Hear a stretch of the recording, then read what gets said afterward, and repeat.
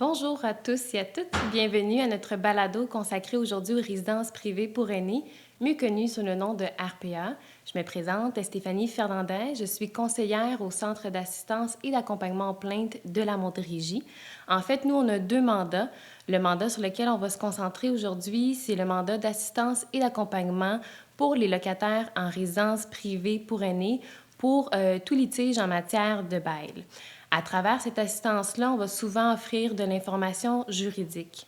Une des mésinformations qu'on entend souvent sur le terrain serait à l'effet que les résidences privées pour aînés ne seraient pas soumises aux mêmes lois que les autres logements. C'est une fausse croyance. En fait, les résidences privées pour aînés, au même titre que les autres logements, vont être régis par le Code civil du Québec, qui va établir les droits et obligations autant pour les locataires que pour les locataires. Il est vrai, par exemple, qu'au niveau des résidences privées pour aînés, il y a certaines situations qui deviennent un peu plus complexes. On se rappelle que les RPA peuvent offrir des services d'assistance personnelle et de soins infirmiers. Et ce chevauchement-là entre services de santé et droit du logement va faire en sorte qu'il y a des zones grises qui peuvent se créer parfois et où le droit peine parfois à suivre la réalité. Pour en discuter aujourd'hui, on a l'honneur et le plaisir d'accueillir Maître Sénéchal. Il a plus d'une décennie d'expérience en droit immobilier, avec une expertise en droit du logement, conférencier reconnu, auteur du livre Le louage résidentiel.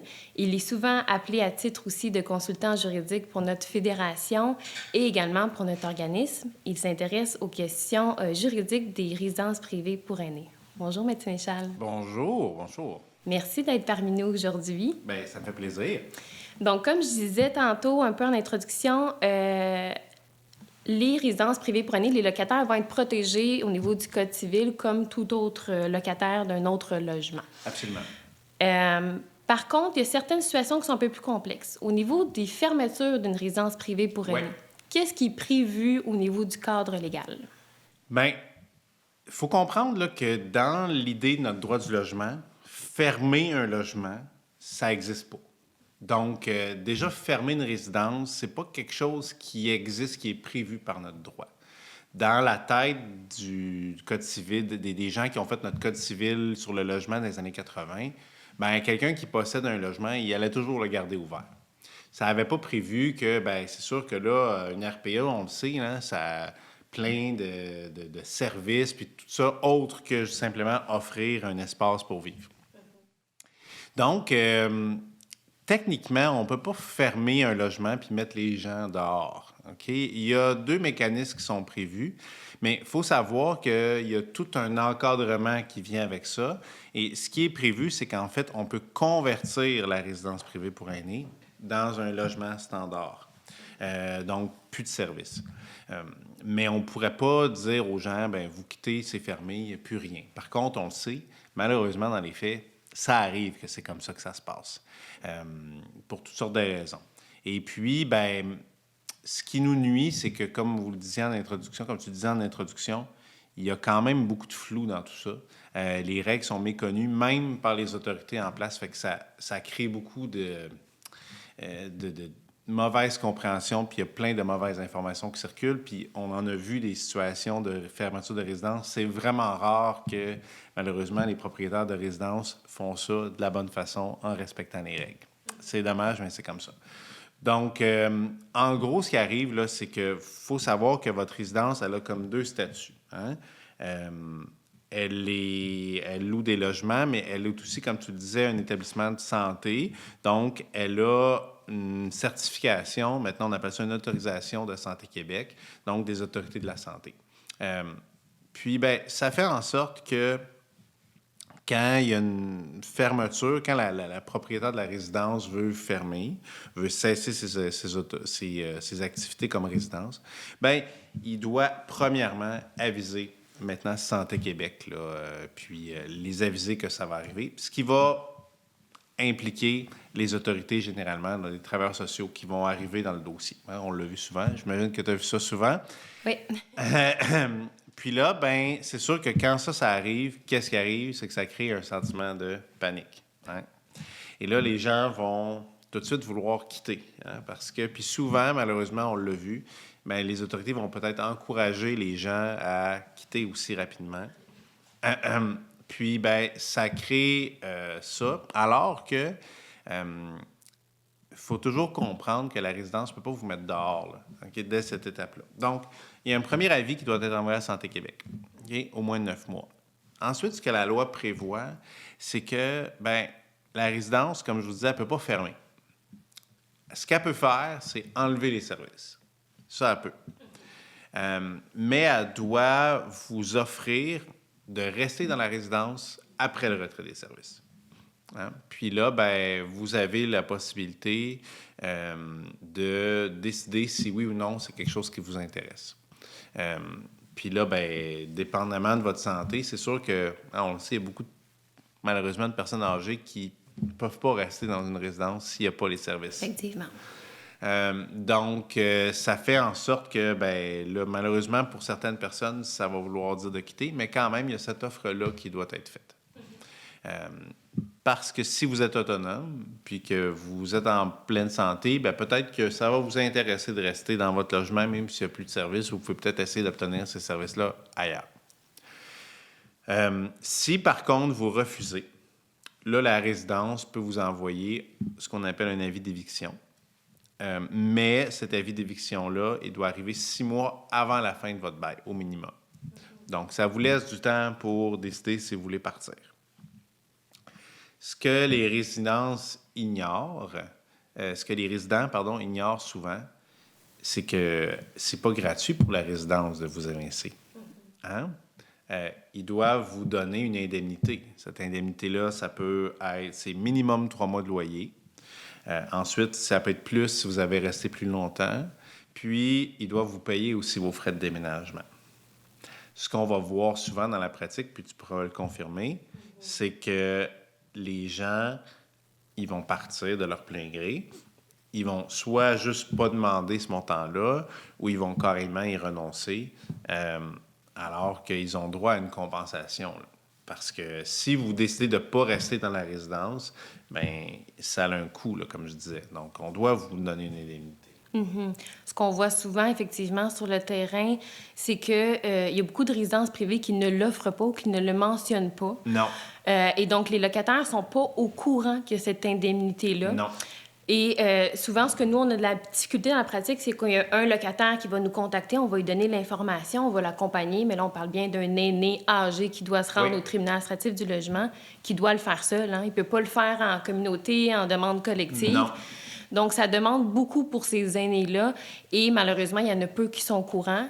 Comme tu le dis, il y en a qui quittent avant et ça crée tout un litige après là, pour faire valoir ce droit-là. Puis ça, de façon plus générale, c'est une grosse problématique qu'on a avec les résidences privées pour aînés. C'est que, comme tu dis, les aînés ont souvent peur de faire valoir leurs droits. Mm-hmm. Ça va les stresser énormément d'aller devant le tribunal. Et là, ça va faire en sorte qu'on a très peu de jurisprudence, donc de décisions des tribunaux qui touchent les résidences privées pour aînés, alors que il y a beaucoup d'enjeux qu'on voit sur le terrain, mais qui sont malheureusement pas dénoncés. Puis le tribunal administratif du logement, hein, dans notre droit, c'est un peu notre police. Puis c'est avec ça qu'on fait le ménage dans certaines pratiques, c'est quand bien, on a des décisions du tribunal qui viennent confirmer un peu que telle pratique, ça fonctionne pas.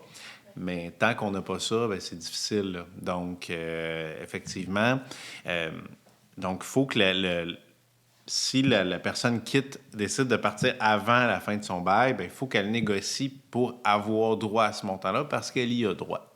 Et c'est ça. Donc, si je résume, vous avez le droit de demeurer dans la résidence sans service. Puis, sinon, bien, si vous décidez de quitter, vous avez droit à une indemnité.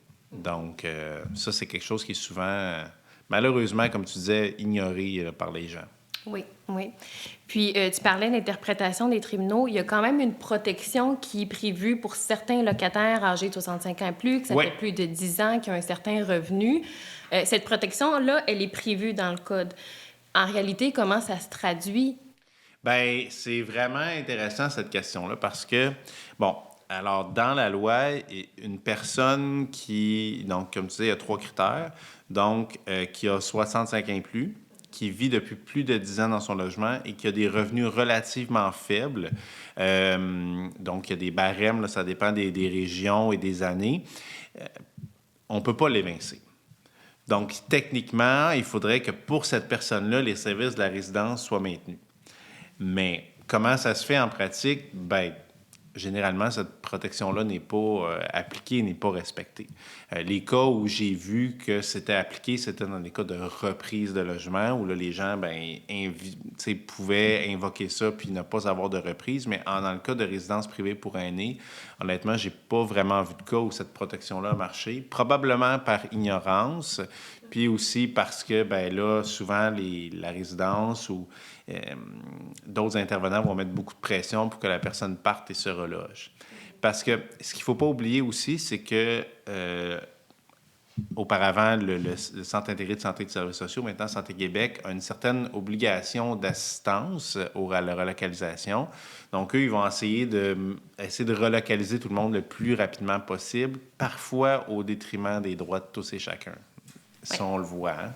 On le voit beaucoup sur le terrain, malheureusement. Là. Puis les personnes, c'est de l'information qu'ils ont sur le coup. Donc, à ce moment-là, il faut se dépêcher. T'sais, on parle quand même d'aînés qui ont besoin de ces services-là. Ça crée beaucoup d'anxiété. Ouais. Souvent, ils vont dans l'RPA en pensant que c'est le dernier lieu stable où ils vont demeurer. Oui. Donc, de faire face à un événement comme ça, bien, les proches aussi vont se dépêcher à essayer de résoudre la situation en trouvant un nouveau milieu. Là. C'est ça. Alors que des fois, théoriquement, d'attendre puis de mettre un peu de pression, ça va nous donner un meilleur pouvoir de négociation parce qu'on peut bloquer le projet là, du propriétaire en contestant ça un petit peu. Donc, ça peut permettre au moins, si on doit quitter, d'obtenir une compensation financière qui peut être intéressante. Mais, tu sais, je pense qu'il ne faut pas oublier que quand on a 80, 90 ans, qu'on a des problèmes de santé, ben moi, ce que je dis toujours aux gens, c'est il faut prendre la meilleure solution qui nous permet de dormir la nuit. Ben, des fois, ça peut être énormément stressant. Fait qu'on peut comprendre que des aînés fassent des choix différents. Mais je pense que malheureusement, beaucoup d'aînés qui font des choix en n'ayant pas toute l'information. Oui. Donc, puis, ce qu'on remarque sur le terrain, c'est qu'il y a beaucoup ont un sentiment d'autorité qui est très fort envers la direction des résidences. Les gens vont avoir des craintes, vont avoir peur, vont avoir l'impression que c'est un peu une espèce de voix divine là, quand le directeur de la résidence ou l'avocat de la résidence dit quelque chose, alors que c'est à ça que les CAP servent, hein, puis d'essayer de rectifier cette information-là puis ce rapport de force-là. Là. Oui, effectivement, c'est ce qu'on essaie de faire très, très souvent parce que, premièrement, les aînés, il y en a beaucoup qui ont été propriétaires toute leur vie. Ils n'ont pas joué ce rôle-là de locataire. Non. Puis comme tu dis, le simple fait, par exemple, qu'il y a un litige qui est porté devant le tribunal administratif du logement, le simple fait que le propriétaire, dans le corridor, le gestionnaire ne le regarde plus, ça peut les faire faire des cauchemars, puis dormir durant des semaines. Donc, c'est excessivement stressant à ce niveau-là. Oui. Donc, c'est ça, pour résumer un petit peu. Donc, oui, il y a des choses qui sont prévues. Oui. Par contre, sur le terrain, on voit que des fois, les avis ne sont pas envoyés, les délais ne sont pas respectés.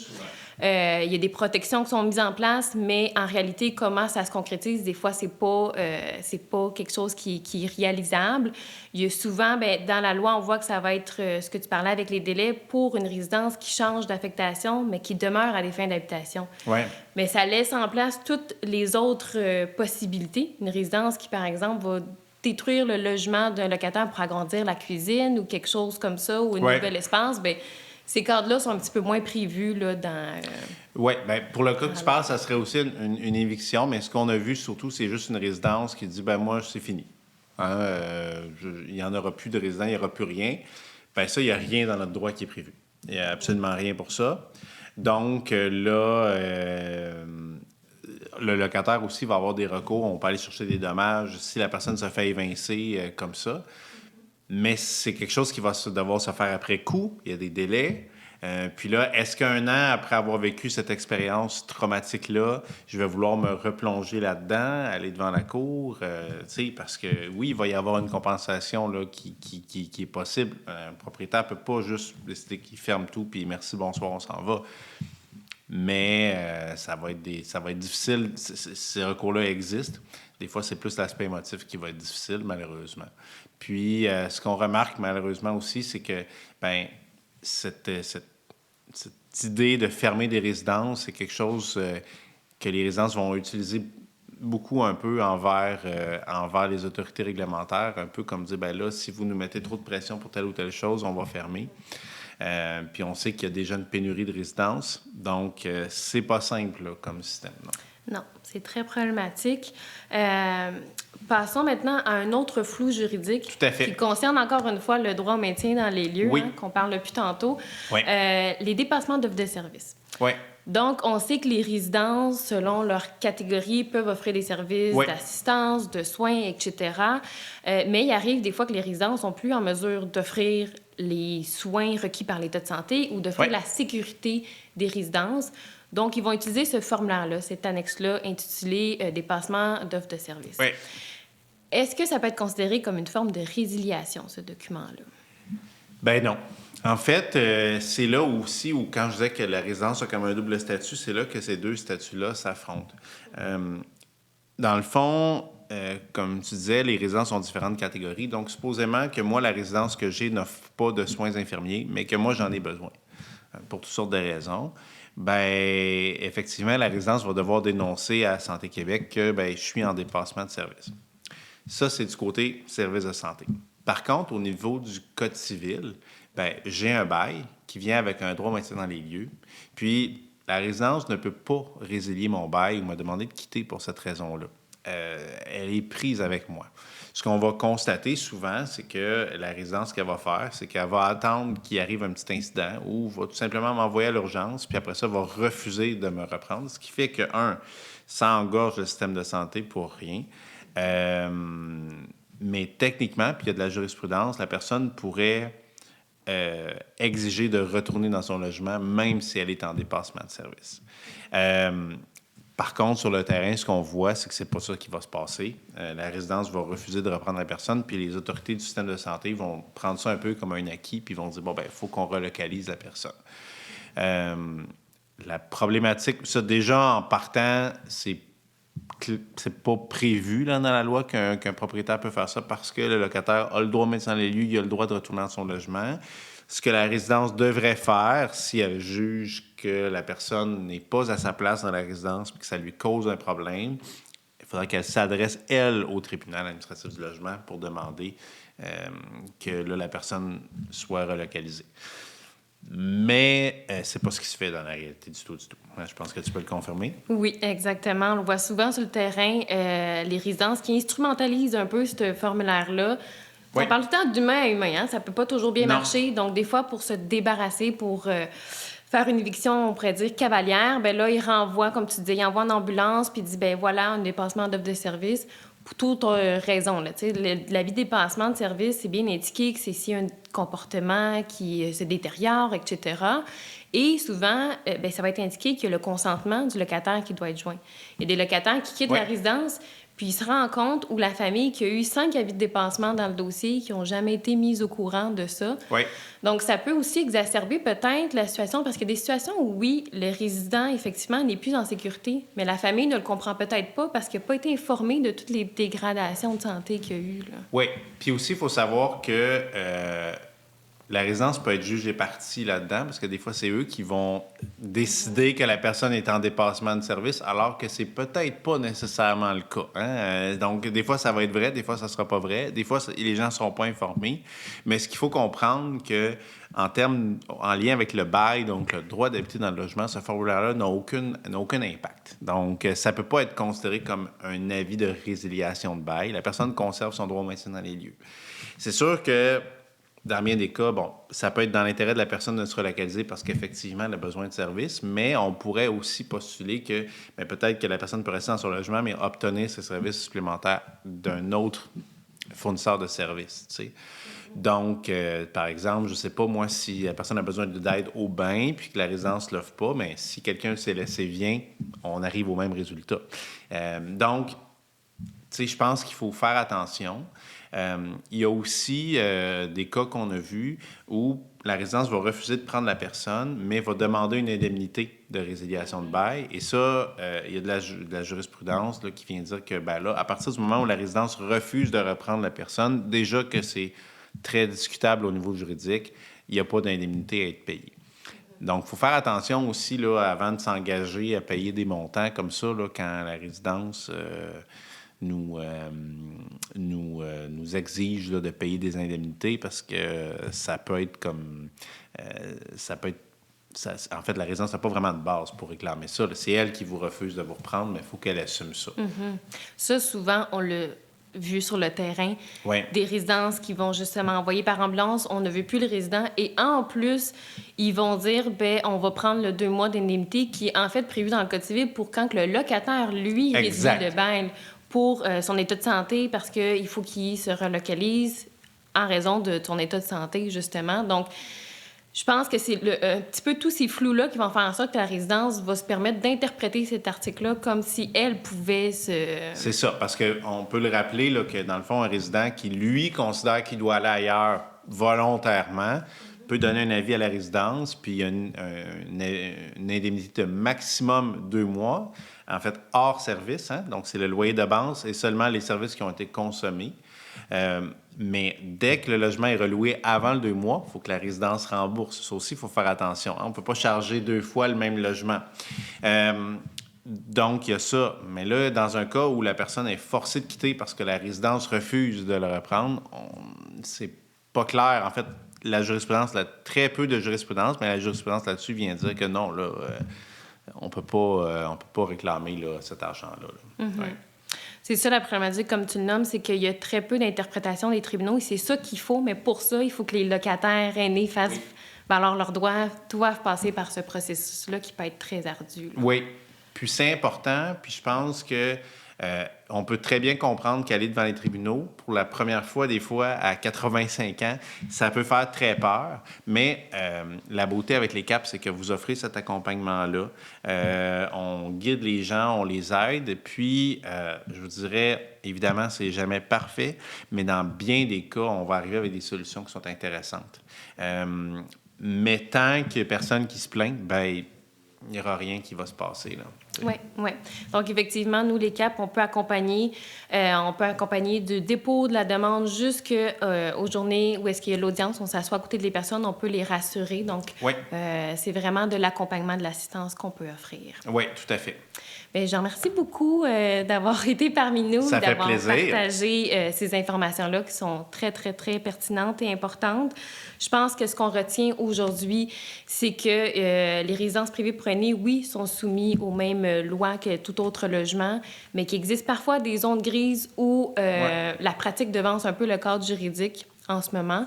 Puis c'est peut-être un rappel d'adapter un peu plus les lois à notre population qui est vieillissante. Tout à fait. Et d'assurer, de protéger les droits des aînés, là, peu importe le contexte. Oui. Puis si j'avais un message à donner aux aînés, c'est douter de ce qu'on vous dit.